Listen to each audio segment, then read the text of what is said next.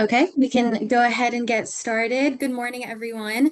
My name is Keisha Mysterio, and on behalf of Carasoft Technology Corporation, I would like to welcome you to today's webinar, Solving the AI Bottleneck, Storage Architectures that Keep GPUs Fed. At this time, I'd like to go ahead and introduce our speakers for today's presentation, Julia Wheeler, Marketing Content Manager at VDURA, and Craig Flaskerud, Storage Architect and Product Manager at VDURA. Floor is all yours, guys. So today we are discussing the AI bottleneck, storage architectures that keep GPUs fed. So to start it off, we'll introduce ourselves. So Craig Flaskerud, why don't you go ahead? Good morning, everybody. I'm Craig Flaskerud. I'm a Senior Product Manager here at VDURA. I've spent the last long number of years in the HPC storage business, including working at some fun companies like Cray and Sun Microsystems, and glad to be here with you today. Wonderful. And my name is Julia Wheeler. Like Keisha said, I am the Marketing Content Manager here at VDURA. I drive the development and execution of our content. Anything that you see on VDURA's social media is likely to be mine. And I bridge the gap between our technical expertise and our market impact. We're really excited to present this to you today. Okay, so let's set some context for our discussion here today. So in order to optimize this and solve this GPU bottleneck, we need to sort of understand what does a file system and a storage system experience when in the AI training or inference workloads. So this is a little visualization of what that might look like, so we can all kind of be on the same page about what does a storage system experience in terms of workload during AI training or inference. So first we see an ingest phase here, which is very high in the right category, seeing the green box kind of dropping below the line there. That's just stating that the storage system is ingesting data from an external source. Might be the training data sets, might be loading in the model itself or other things like that. And so this is what the storage system will experience a lot of write IO in that particular case. So this happens every time that the model is restarted or a new training run is done. And then we'll have some training, which is actually fairly low in IO. It's more read than it is write, but it's fairly low. And then we have the thing that mostly we need to optimize for in the training phase of AI, which is about checkpoints, right? And checkpoints is when the model needs to copy its parameters from all the GPU memory and write that down into stable storage so that it can have a checkpoint to continue forward from. So this happens regularly, maybe. It depends on the model, but it can happen every, say, 10 minutes, or it can happen as many as every 40 minutes.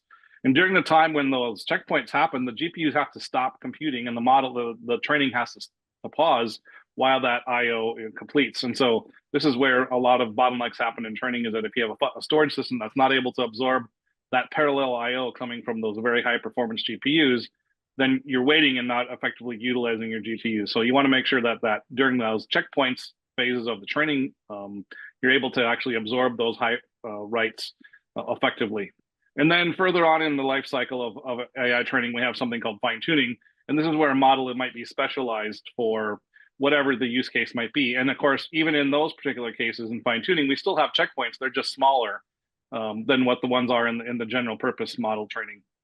And so once our model is trained, then of course the real value starts to come in. This is where people make money from AI, which is doing inference, right? So we want to actually predict new answers to questions. And so in an inference, there are really kind of two phases. There's sort of a preload phase, and then there's a decode phase. And so in this, we see much more higher read workload, right? So the system is experiencing much more reads because either it's loading in model context or it's actually reading up new data that's coming in through LLMs or whatever data is being inferred against. So that's sort of the overall message we're trying to infer here, is everybody understand what happens to a storage system during AI and what are those different phases. And then once we understand that, then we'll know better about how we can optimize to eliminate those bottlenecks that are happening. So Craig, with the AI training costs heavily dependent on GPU utilization, how does the V5000 keep GPU saturated during intensive checkpoint writes that can otherwise leave expensive GPU resources idle? Yeah, great question. So I would say that the answer to that question is mostly by its parallel architecture, right? So in order to keep these checkpoints flowing smoothly and at high speed, we want to be able to utilize in parallel all the nodes in our system, right? So the V5000 widely stripes data across many storage nodes in the system so that we can get as much parallelism going from those GPU nodes as possible, right? What we don't do is we don't want to have only a single node absorbing any particular write. We want to be able to stripe those writes across many, many storage nodes. The other thing that our system does is it actually calculates parity at the client so that we can eliminate any need for backend parity generation, that thus, overburdening any particular storage node. And finally, we don't have any east-west traffic between our storage nodes for, say, RAID or erasure coding, right? The erasure coding starts at the client, and it happens across all the nodes, so we have lots of parallelism going on inside the system. So how does VDURA's architecture handle the different I/O patterns between model training, inference, and data preprocessing, all within the same storage infrastructure? Yeah, so there's kind of three main things that happen, right? So PanFS has different volumes that you can have to dedicated stools of forage, something like TLC for SSDs for high write-intensive checkpoints, like we talked about before, maybe QLC or HDD for read-intensive workloads. And soon we're going to have dedicated metadata per volume. That allows you to be able to isolate metadata workloads to a particular volume. So therefore, depending on the phase of training that we talked about above, you could have the data in different volumes and be able to optimize that volume for the workload that you're seeing, right? And pretty soon, we're going to actually be able to support RDMA in our system as well, so that we eliminate the memory bandwidth bottleneck that you get by copying data from a storage system to a GPU. You want to eliminate that bottleneck. Great. Thank you, Craig. All right, next slide. All right. Right, so here we see 4 configurations of a VDURA V5000 system where you can dial the performance per terabyte without changing the software, managed in a single namespace and without any overhead. So all of these systems have 20 petabytes of capacity, but they are made up of different components, right? So the first one is all flash, right? And you can see that has a huge amount of performance and has a really great amount of 2 terabytes a second of throughput. But this will also be the most expensive one, of course, because it's all flash. Again, you could take the same 20 petabytes of capacity and have a 50% mix of HDD and flash. So this would be more of a balanced configuration, which will cut your CapEx and your power by about 30%. And we'll be able to have tiering that just moves the data between the flash and the spinning disk so that you're optimizing your flash for the right workloads like we talked about earlier, but still have a lot of capacity. So you see here, while you still get really good throughput at a terabyte a second, you have a lot more capacity because of the amount of HDDs in the space. Finally, you could go to an 80-20 type mix where you only have 20% SSDs and 80% HDDs. This might be more of a budget sort of conscious thing where you still need some flash, but you really don't need those super high throughputs because you might be having a smaller cluster or you have limited budget or something like that, right? And then finally, if you're trying to build a data lake or something that's just deep capacity, we can build that too, and that's just built out of all HDD, right? So there's a very small amount of flash just for managing the metadata in the system, and all of the data would be stored on HDDs. So this way, we can basically accelerate the writes into the HDDs, but still basically keep everything on HDD. So again, you can have the same 20 petabytes capacity, but it depends on which way you want to configure it, and we support all those configurations through the same exact software stack. Great. Now, for federal agencies that are balancing performance with budget constraints, how does the V5000's configurable flash to HDD ratio actually allow for the optimization for different stages of the AI pipeline? Yeah, good question. So we can allow the customer to purchase just the amount of flash they need to meet the performance requirements that they have, right? As well as enable HDD in the same system to accommodate the capacity needs they have. So you don't have to overbuy flash to meet your capacity or overbuy flash to meet your performance. You can buy flash for performance and HDD for capacity, manage them in a single system in a single namespace, and you don't have to have any trade-offs between the two, right? You can use the right tool for the right job. Absolutely. Now, can you walk us through a real scenario? How would the V5000 automatically tier data for a pipeline that processes petabytes of imagery, but only keeps recent models in active training? Yeah. So it really kind of depends on the system, right? A lot of customers desire all flash systems, right? So then they don't need any tiering, right? And obviously we showed here in the previous configuration, we can offer an all flash thing, right? When you have both flash and HDD, it's important to understand the right sizing for the flash is correct, right? So That's sometimes hard to understand. Some people don't really know their workload well enough to understand, well, I know I need exactly 20 terabytes of flash, and the rest of it can be HD or not. So one good thing about our system is we can actually add flash nodes and HD nodes to make up for any indecision that you might have, or something that you might discover later on, right? Again, it's also important in tiering to understand that the metadata always needs to be held in flash, right? So that you're not actually competing between metadata workloads or the actual data flow of the system, right? If always, must remain, if all the data must always remain in SSD for rapid access, and then you want to push it down based on more of a policy type thing, then VDURA or our partners over time are going to have different kinds of solutions to be able to take advantage of these different tiers within the system to actually move data around, right? And ultimately, what we think we will do is actually kind of try to apply AI to this problem to be able to sort of predict based on IO patterns of the system where the data should live, right? And so we'll have mechanisms within the system to be able to look at the IO patterns of the data, understand the type of data, and then sort of make predictions, and then have data placement algorithms to move the data to wherever it should be based on that AI. Great, thank you, Craig.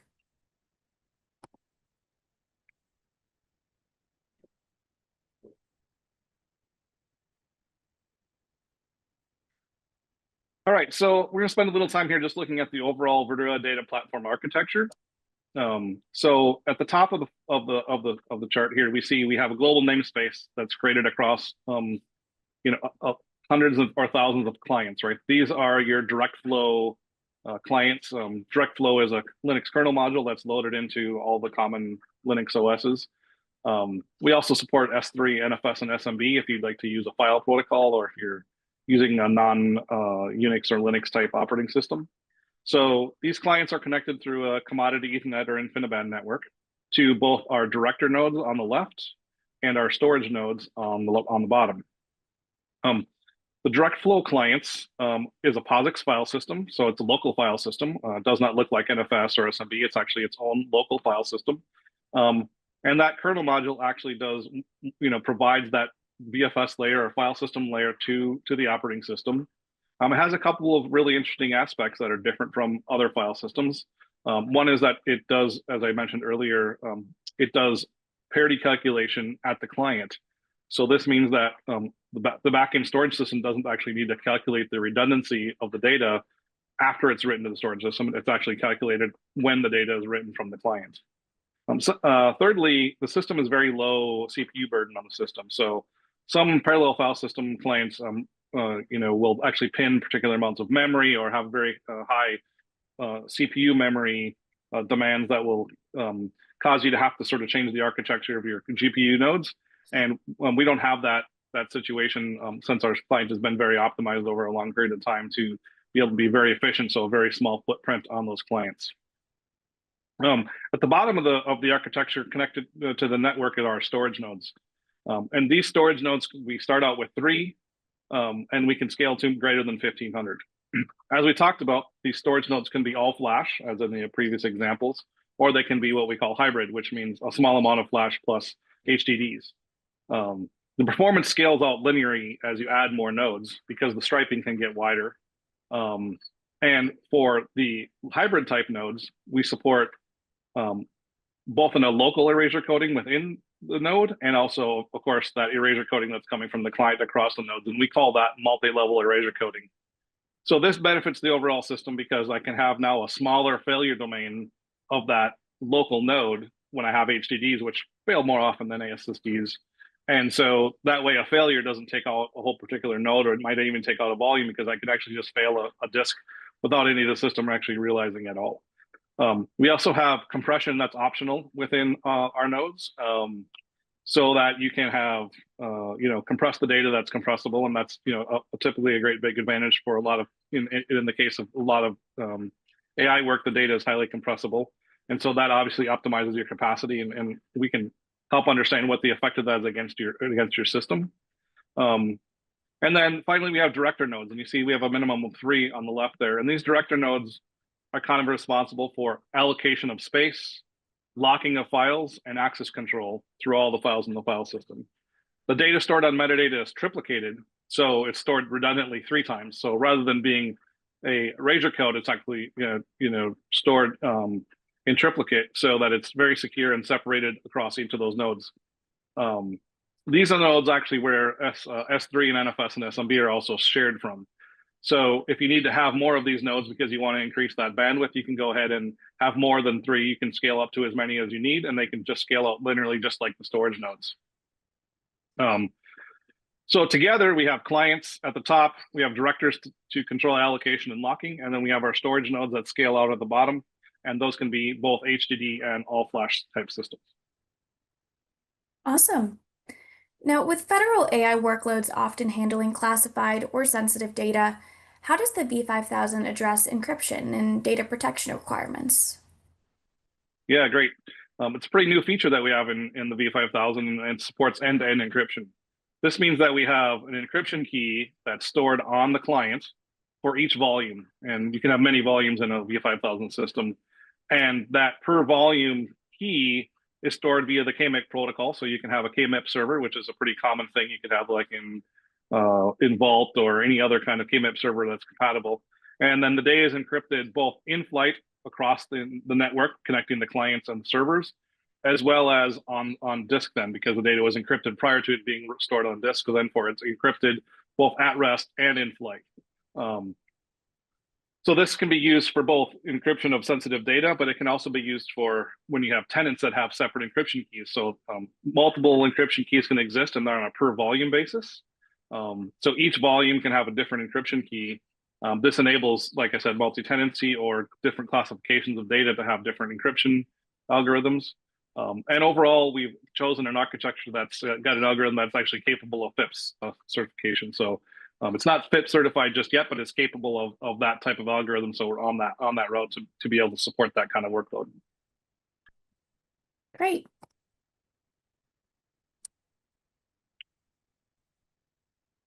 Okay, so here we have a little bit of a diagram that sort of shows what the flow of data is between different kinds of clients. And you can see at the top here, again, we have our direct flow clients on Linux. Those could be standard x86 nodes. They could be some sort of instrumentation like a microscope or any other kind of data generating sort of thing. Of course, in our case, we're talking a lot about AI here. And so these could be GPU nodes. They could be ARM clients like the Grace CPU from NVIDIA. They could also be a container. So if you're in a container-based workload where you're maybe using Kubernetes and a bunch of NVIDIA software to be able to orchestrate containers, then we have a CSI component that will allow you to basically connect our client into your container environment.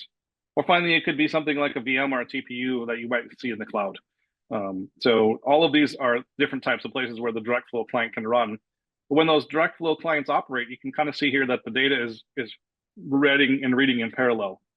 So it's not that data is being written to one VLO or one metadata server director at a time or one VPOD at a time. It's that the data is being spread across all of those all the time. So if we looked at this and we had many of these clients going on, we'd see a lot of data packets or objects moving across the system. But the portion of this thing the point of this thing here is to say that again, the reason that we're able to scale and solve these GPU bottlenecks is that the system is parallel. What you might see from other storage systems is where they might have, say, an NFS server, where now I have one file to one server type ratio. And so my data can get bottlenecked on just writing to that one server, which then might in turn come and do some erasure coding across on the back end, which generates a bunch of east-west type of traffic between the storage nodes, overall decreasing their availability for doing I/O to the clients. So generally, this is just each client can write in parallel, and there's no east-west traffic between things, and that's the overall data flow of the system. Wonderful. Now, can you explain how VPODs handle the challenge of needing both massive parallel write performance for checkpointing, as well as sustained read performance for continuous training? Yeah.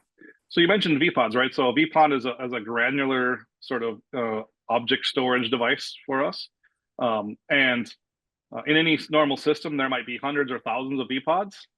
And then this ensures that the workload is distributed across the cluster, right? So you can see in the animation here, there are a node is talking to a VPOD, but there may be many VPODs in a wide stripe erasure code like a 16+2. there might 16 VPODs, 16 or 18 VPODs involved in any particular write of a file that's in a significant size cluster, right? So this means that I can get lots of parallelism going because I have thousands of places that my client can write to. And also I can support different workloads because the VPODs are independent units of service. And so many VPODs equals more parallelism per system, right? In any system, a VPOD is typically one SSD or 6 HDDs in a VPOD. So through this distribution of pods across the storage nodes, we can get a lot of parallelism going both for data and for metadata as well. Great. Now, how does the VPOD virtualization layer ensure the consistent performance as AI models scale from experimental single GPU setups to production multi-node distributed training? Yeah, right. So, when you're at small scale, you might only need to have a few VPODs or a few storage nodes with a handful of VPODs on each. Being a small system, and then as you grow, of course, the number of VPODs can grow dynamically and online. So, and as well, each VPOD has dedicated CPU and I/O resources. And so the way the system works is it aggregates those VPODs into sets. And so for an experimental type, single GPU workload, maybe you'd have a small storage set with only a small number of VPODs in it. And then as your system grows, you might add more storage sets that are on different types of media, or you might increase the size of your storage set to include new VPODs. So now I have a much more performant environment, right? And so a small part of the system could use only a few VPODs, and a larger workload could use more VPODs. And so you can sort of mix them up and dedicate them to different workloads, different types of media, being able to keep them sized just for the workload that you might have. Awesome. Now, with AI training runs potentially costing millions of dollars, how does VDURA's multi-level erasure coding protect these investments? And what does the VDURability guarantee mean for federal agencies? Yeah, right. So multi-level erasure coding kind of speaks to the idea that we can not only erasure code from the clients, like we've talked about earlier in the webinar, where we saw that the client does the erasure coding across the storage nodes and across VPODs on each storage node. But because we have HDDs in some of our hybrid VPODs, we also have another layer of erasure coding that happens within a VPOD when we have HDDs on them. And so now what we have is we shrink the blast radius for a failure down to just within a VPOD instead of many VPODs across many nodes. So in this way, we have erasure coding horizontally across VPODs, and we have erasure coding vertically within a VPOD, so that we're now having a lot more redundancy within the system to achieve, many nines of reliability within the system by having two layers of redundancy or two layers of erasure coding within the system. And this just protects your data, right? It makes your data even more available. Since you spend a lot of GPU resources and a lot of time to operate those GPUs, making sure that data is highly available and stored in a very durable format, just gives you more security that data is able to be accessed whenever it's needed, and it's not going to become silently corrupted or subject to node failure or disk failure or other kind of component failure. Thank you. And how does this durability architecture scale? Does data protection improve or degrade as you add more storage nodes to support larger AI initiatives? Yeah, so the durability architecture provides redundancy both from across nodes and within a node. So therefore, the more components you have in the system, right, the more redundancy you actually get. So you improve the protection as you're able to have more storage nodes and therefore more VPODs, and so you can stripe wider. This means that you could have, say, 16 plus 2 type stripe at its widest. So now I have 16 data components and 2 parity components. A very wide stripe, lots of performance going on because I'm being able to break up transaction to 16 chunks and calculate just 2 bits of parity for that.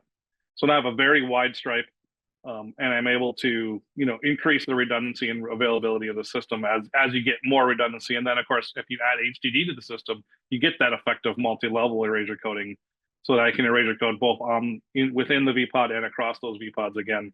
So the size of the storage cluster increases the durability and the speed, and therefore any kind of single node failure is less likely to cause any data unavailability or access that's not available, since you could access the data from multiple. If some node fails, then there's a redundant copy of that data on another node, or it can be reconstructed on the fly. Awesome. Thank you, Craig. So now we're going to take some time to take questions from the audience. So we're going to go ahead and give you all a few minutes to put questions in the Q&A box. These can be asked anonymously, and then we will take a look at these questions and either answer them live, or we can reach out to you after the fact to answer them. Great, looks like we have a few coming in here. Okay. Craig, so one of the questions that we got is, does your system support multi-tenancy? Yeah, that's a feature that we're just about to release here in the next quarter. So multi-tenancy for us is really going to be able to isolate tenants to a set of volumes, right? So we'll have a interface for a person to create the concept of a tenant, and a tenant will own things like keys for their volumes. They'll own identity management constructs. So if I'm talking to a particular identity provider to get the naming services for my particular volume, then that can be isolated to a tenant. So overall, the idea of tenancy will be introduced in the system. Most importantly, we're also going to have encryption keys per tenant and per volume. So that way I can isolate those things. Further in the future, we'll do some more things around networking and multi-tenancy to be able to align the network multi-tenancy with the storage multi-tenancy, so that if you have a VLAN that you have for a tenant, then we can have the VPODs that are allocated to your volumes on that VLAN and not on other VLANs. And so now you get the combination of network security and encryption and volume security combined, so to have a pretty powerful multi-tenant system. We'll also have a separate domain for that, where the provider domain in multi-tenancy, which is whoever owns the infrastructure, we'll have a separate infrastructure to actually be able to maintain the system, deal with hardware failures and software upgrades, and the life cycle of the platform itself. But first, we're going to start out with just the volume multi-tenancy coming up in the next quarter. Awesome. Another question that we received is, when are you going to support RDMA? Very good question, right? And so the AI space, everybody wants to be as efficient as possible so that we can have efficient communication between our storage system and our GPUs, right? And so GPU Direct from NVIDIA and AMD Infinity Storage are both, a set of libraries that help you to move data between your storage system and your GPU without having to go through the CPU memory, right? So typically when you copy data between a disk system, a storage system, and a GPU node, generally have to go through the CPU memory and then copy into the GPU memory. But those nice libraries from NVIDIA and AMD allow you to do this sort of third-party transfer called RDMA, where we'll be able to basically DMA the data directly from the storage node into the system, and we'll have that support again here coming up in the first quarter of next year. Thank you. Another we received is, a lot of government labs and defense environments already use Lustre, BGFS, or Spectrum Scale. How easily does VDURA integrate with those environments, and what benefits does it add on top? Yeah, so there's a lot of file systems out in the world, and we can work with those systems in terms of just being able to interoperate on a file system layer. So you could actually have a VDURA PANFS file system mounted on the same node as a VAS system or a BGFS or a GPFS system, and you could copy data back and forth between them or use them for different work cases, right? So they can coexist, I think, is the simple answer. And if you want to do a data migration, we have a lot of great partners and tools to be able to copy data between one file system and another file system. Again, they're all file systems that can exist in Linux, and so they can exist at the same time, and they can even probably use the same network architecture. It's just that ours is going to be a lot more efficient. Thank you. Next question is, how is our solution different or better than VAST data? Right, VAST. So So VAST system is what, they talk a lot about disaggregated and shared everything architecture, right? And so this means that they've taken their storage node and broken it into two pieces, right? Where they have a storage node and then they have a data node, and they have a network in between the two. And this enables them to do some measure of scalability by saying that I can scale the data parts independent of the storage server parts. But it also creates the need for another network, another set of switches, another set of cables, and being able to actually scale that out really starts to become a bit of a tenuous situation because the storage system now has its own private network, and so I have to maintain that network and architect that network for performance and reliability as well. The other thing that's very different between VAST and PANFS and the V5000 is it uses NFS, right? And so NFS is a great network file protocol, has been around a very long time, but it's really not parallel. There is parallel NFS. I don't believe VAST is supporting that yet. So this means that any kind of communication ultimately happens between one client and one server, and then the data is written to that storage server and ultimately then erasure coded and stored across many of their storage nodes. So now you have again that east-west traffic that happens between the storage nodes in order to ensure resiliency of the data. The other thing about VAST is it's really a highly optimized read system. So you'll see that their read and write performance numbers are about ratio of 5 to 1. So their reads will be about 5 times as fast as their writes.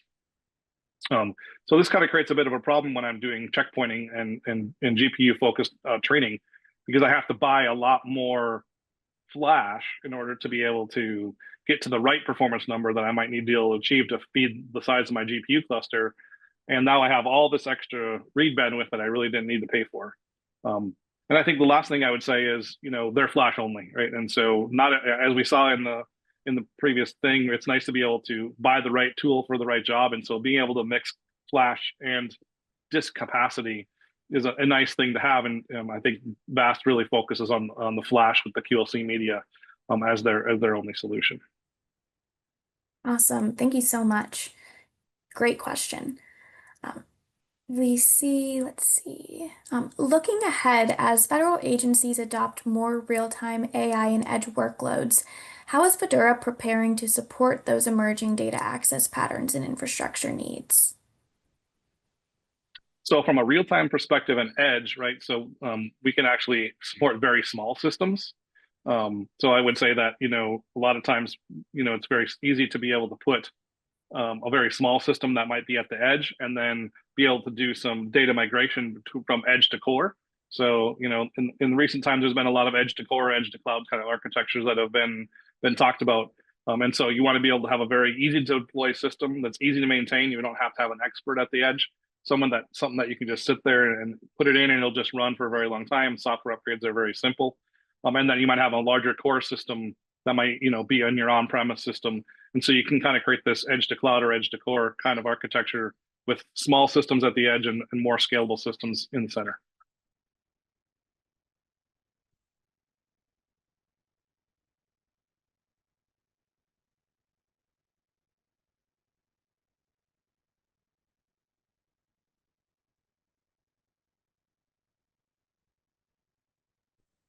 You might have been muted, Julia. Oh, thank you so much. How does VDURA V5000 maintain consistent performance during mission-critical surges like retraining or high-volume modeling events as agencies expand AI and simulation workloads?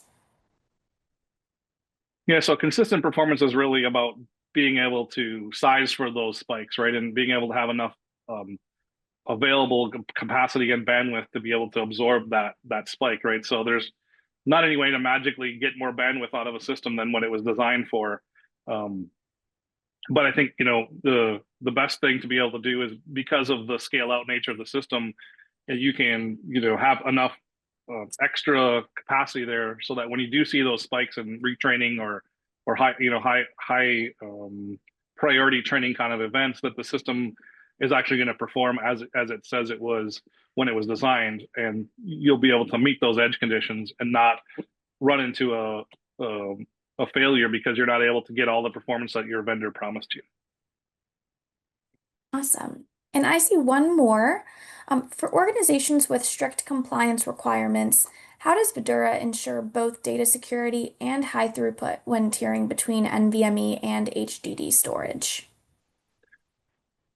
Right. So strict compliance really, I think, speaks a lot to, compliance, sort of to me talks a lot about wanting to be able to do encryption of the data, so that you're able to keep the data isolated from each other.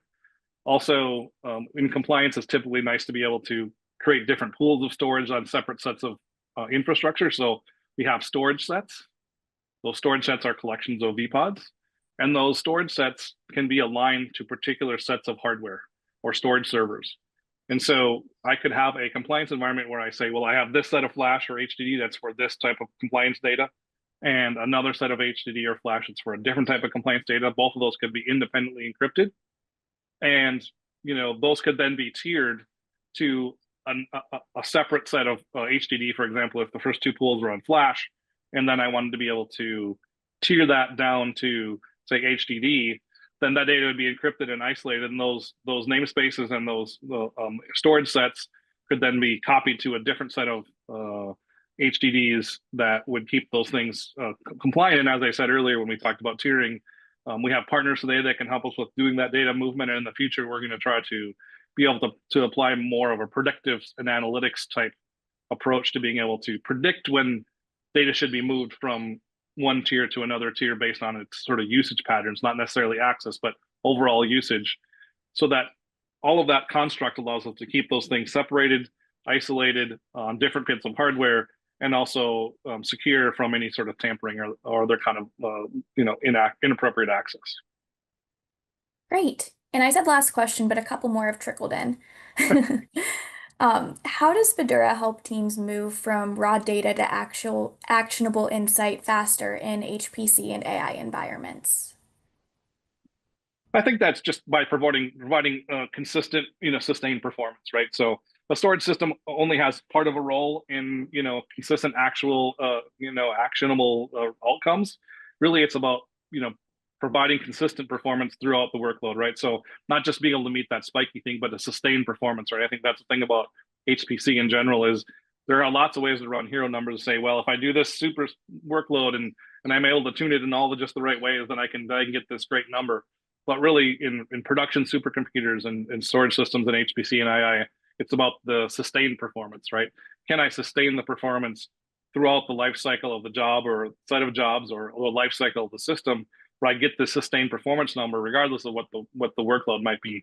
I need to be able to sustain performance, right? And that's where the architecture of parallelism and scale out really comes into play, is I'm not having to do plenty tricks to be able to get that sustained performance. I can actually achieve it because of the architecture of the system. Awesome. And can you explain how VDURA helps agencies reduce their power consumption?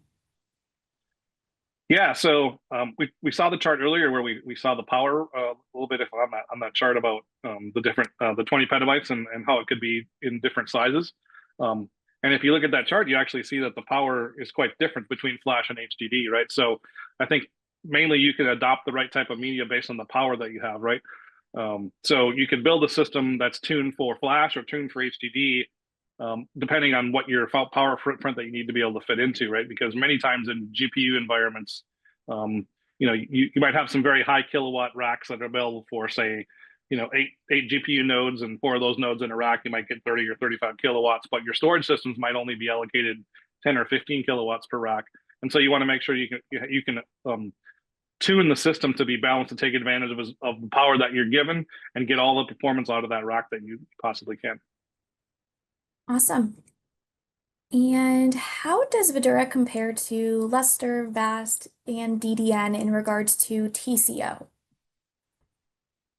Yeah, well, TCO is sort of a big question, but I would say we'll try to knock them off here a little bit at a time, right? So with Lustre, right, I would say that the TCO is not very high because it takes a lot of people to maintain a Lustre system. I've been involved with Lustre systems for a very long time, and they're typically very labor intensive in terms of people. They need a lot of sort of scientists or computer scientists anyway, sysadmins, to be able to keep those Lustre systems running, because a lot of the Lustre construct is up to the end user to deploy which RAID system they want to have and how they want to use all the different Lustre features. They're not well integrated. They're very independent. DDN, of course, is mostly a Lustre system as well. They've done a little better job of packaging up some of the system management around Lustre to be able to make the TCO improved, right? So you may need a little bit less operational overhead when you're in a DDN system, but at the end of the day, it's still a Lustre system. Vast, on the other hand, I think they have a pretty nice TCO once they get running, and they have a fairly good system. But where you're going to fall down with Vast again is that imbalance of read write performance, right? So while the performance of the system is going to be a little bit less, the manageability would be very high, and there's a lot of really great features in the Vast system. But if I have to buy 3 times as much SSD to achieve my write performance, then I'm buying a lot more than I needed. And so it doesn't matter how great my administrative overhead is, I'm still having to pay for a lot of read performance that I'm not able to actually utilize because my system doesn't require. Great, thank you so much. And I think that is it for questions. If anyone thinks of anything, Carasoft will provide contact information, and you're always welcome to reach out to VDURA as well. But we thank you so much for joining us today. We hope that this was an informative webinar for everyone, and we look forward to our next one. Awesome, and I'll just share or steal the screen share really quickly from you, Julia.